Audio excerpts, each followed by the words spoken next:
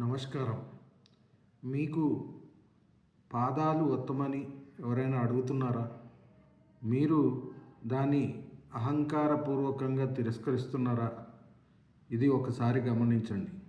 ఎవరైనా మనని కాళ్ళు ఒత్తమని అడిగినట్లయితే అది మన కుటుంబ సభ్యులైనా ఎవరైనా దాన్ని నిరాకరించకండి.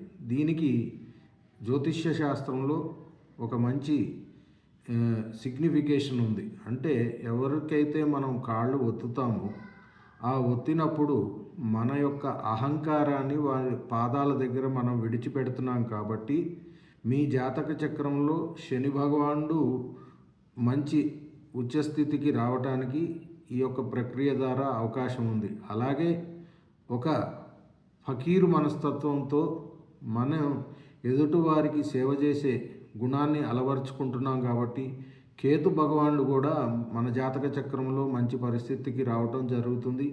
కాబట్టి ఒకరికి కాళ్ళు ఒత్తడం ద్వారా రెండు గ్రహాలైనటువంటి శని భగవానుడు మరియు కేతు భగవానుడి యొక్క ఆశీస్సుల్ని మనం పొందే అవకాశాన్ని ఈ యొక్క కాళ్ళు ఒత్తటం అనే ప్రక్రియ కలిగిస్తుంది. కాబట్టి ఎవరైనా అవసరార్థం కానీ ఇతరత్ర కారణాలతో కానీ వారు పాదాలను ఒత్తమని అడిగినప్పుడు నిరాకరించకుండా ఆ కార్యక్రమాన్ని సవినయంగా స్వీకరించి సహృదయంతో చేయండి.